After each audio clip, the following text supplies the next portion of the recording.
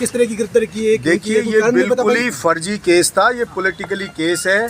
जैसा मैंने पहले बताया, मौजूदा एमएलए है, 4th स्टेज कैंसर से गुजर रहा है, उसको मौत और उपचुनाव बहरोड में होने का खतरा सता रहा है। और आगे पंचायत नगर पालिका के चुनाव हैं, वो शकनु की तरह षड्यंत्र रच के बलजीत यादव को उलझाना चाहता है ताकि उसको खुला मैदान मिल जाए।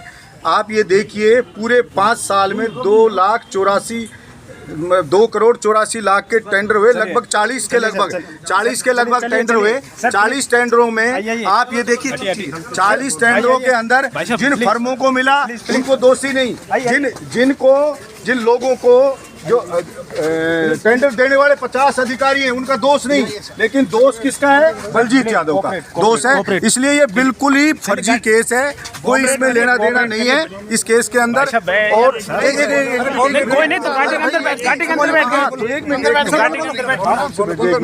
मिनट बैठ जाए यार, इस चीज में क्या है? इस चीज के इसलिए मुझे न्यायपालिका पे पूरा भरोसा है, निश्चित न्याय होगा। आज न्यायपालिका ने 9 तारीख को बहस के लिए समय मांगा था, ईडी ने वो दोबारा दिया है। और आप सभी ने, रिपोर्टर साथी सभी कोर्ट में मौजूद थे, ईडी कोई सबूत नहीं दे पाई। और ये सीधी बात है, मैं तो ये कहूँगा, हिंदुस्तान की जनता है, शकनी को पसंद नहीं करती, वो हिंदुस्तान की जनता है, चाहे चक्रू में फंस जाए, अभिमन्यु और अर्जुन को पसंद करती है। इसलिए कभी मंदबुद्धि उस जसवंत का बेटा सेटल नहीं होगा, यही मैं कहना चाहता हूँ। और सत्यमेव जयते, सत्य की विजय होती रही है, होगी। कृष्ण भगवान ने कहा है, अधर्मी कितना भी ताकत हो, अंत में विजय धर्म की होती है और विजय हमारी होगी, यही मैं कहना चाहता हूँ। ईडी का कभी भी ये केस नहीं रहा कि सामान नहीं आया। ईडी का केस ये है कि सामान की गुणवत्ता में कमी थी। जब गुणवत्ता में कमी थी, सामान खरीदा गया है, सामान की कुल जो भुगतान हुआ है वो हुआ 2 करोड़ 73 लाख रुपए का।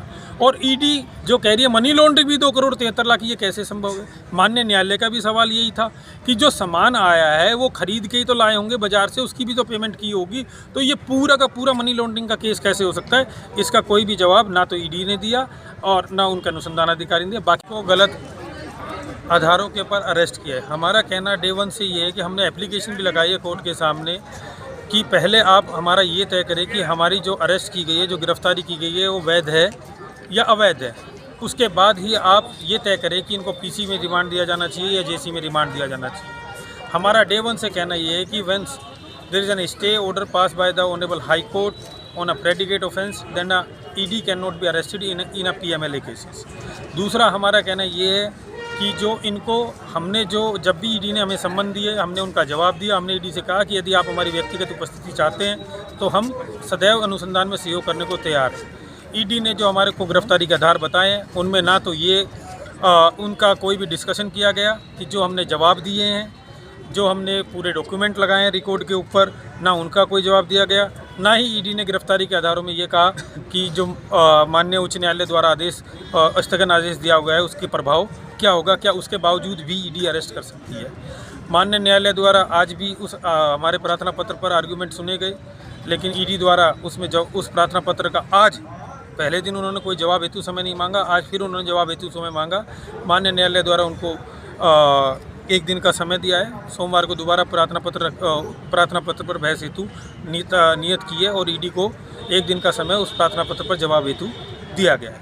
हमारा अभी भी कहना ये है कि जब तक हमारी गिरफ्तारी पर जो हमने प्रश्न चिन्ह लगाए हैं, जिसको गिरफ्तारी को इल्लीगल बताया है, वो प्रार्थना पत्र तय नहीं होता, तो किसी भी अभियुक्त की जेसी या पीसी रिमांड देना गलत।